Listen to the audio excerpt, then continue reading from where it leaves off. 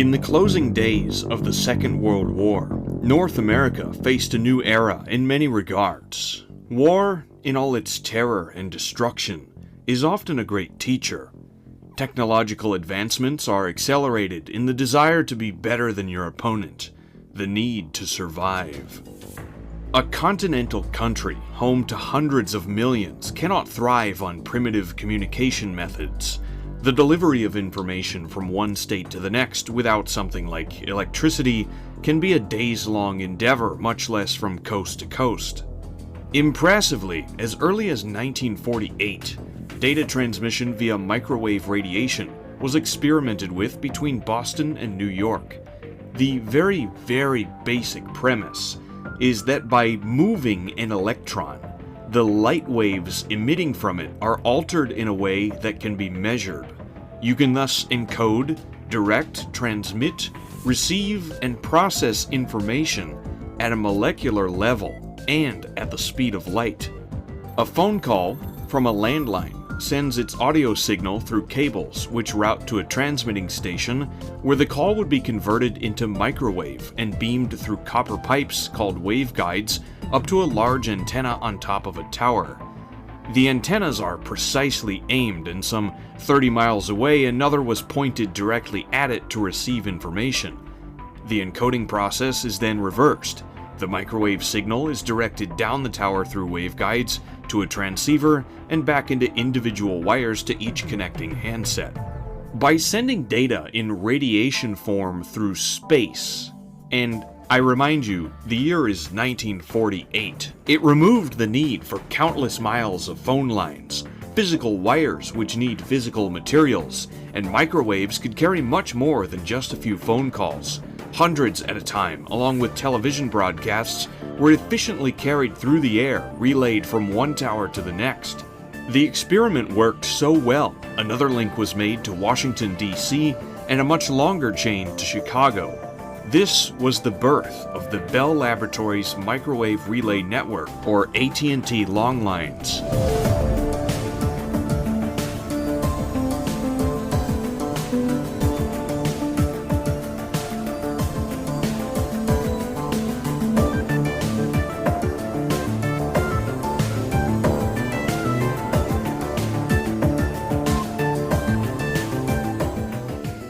Across the continent, the relays were built. The first towers made in the wake of the war constructed of concrete, the United States still healing from the shortage of steel, with later sites opting for a basically indestructible metal frame. The long line system was a marvel of engineering. Often located at tactical vantage points, the towers were nuclear resistant and carried information faster than the modern internet does today. The main issue with standard old phone wires is distance. Try to call someone far enough away, latency and interference make that connection unreliable. Microwave signals don't have latency. They're a type of electromagnetic radiation that travels at the speed of light, almost unbound by the restraints of the physical realm. Microwave specifically because a signal with a shorter wavelength can only travel a few miles before the atmosphere creates too much interference, while a longer wavelength signal can go much farther and overcome many more obstacles, but you can't send very much data.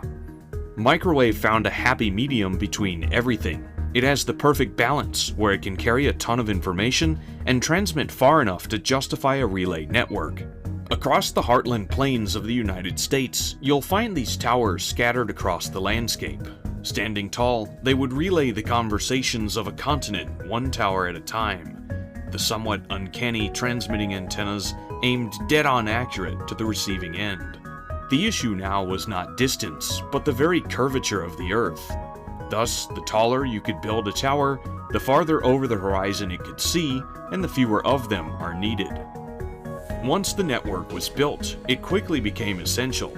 AT&T did technically have a monopoly on long-distance communications, and with various loopholes like breaking it up into smaller divisions, the government kind of just allowed them to have that monopoly, because now entering the Cold War, when nuclear weapons are on the board, all elements need to play their best game. Under no circumstances could a tower go offline.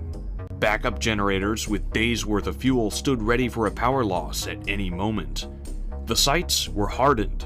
The equipment is housed in a reinforced concrete bunker with no windows, and the towers were rated to withstand a nuclear detonation that was at least 5 miles away. In the event a tower was destroyed, rendered inoperable, undergoing maintenance or repairs, or had reached its bandwidth limit, the Long Lines network would automatically reroute data transmission to the next best path. No human switchboard operators needed. The cool thing is, if you've ever made a long-distance phone call before about 2000, you were one of the millions that wielded this marvelous system. It was incredible, ahead of its time, and built to withstand the apocalypse. But this is not to say it was without limits. Eventually, with an ever-increasing population and of course the internet, the sheer amount of data became too much to handle, and in the 1990s, a much more familiar transmission medium began to take over. Fiber optic cables can carry thousands of times more information. They're basically a tube of mirrors that reflects light to send a signal. They don't need towers or antennas with a line-of-sight connection, and you can run them anywhere. By the early 2000s, most of the Long Lines network was decommissioned, with a few towers in remote areas still active, although largely it was abandoned. But it wasn't forgotten. Many of these sites still exist. Ruined, decrepit, stripped of any valuables and left to decay, their instantly distinguishable giant horn-shaped antennas that once carried the voices of billions, now silent. This is a recording. The number you have reached is not in service at this time. If you think you might have dialed incorrectly, please try your call again. In its time, Long Lines was king. No other system in the world was as sophisticated and advanced as the Bell network. By merely lifting the receiver, you hook into a system so sophisticated that it can carry billions of calls, television programs, and data messages simultaneously around the world. You've probably seen them before. These towers are everywhere if you know what to look for. On a road trip, in the background of a movie. They look straight out of Black Ops and remind us of a time when America had a sense of respect for itself. These relics of the past still stand, reminiscent of an era when only the best and nothing less would do. They're also still operational in a few specific use cases. Fiber optic may be superior in many ways, but it still has flaws. See, directing light down a winding indirect tube of mirrors means that light doesn't take a straight path to where it's going. Line-of-sight microwave transmitters do, and that means sending a signal from New York to Chicago can be done milliseconds faster through the Long Lines network than it can via the internet. This video, which you should watch if you haven't seen it, explains why that's important and still in use. Longlines.com is a community-run resource that catalogs everything about this old network.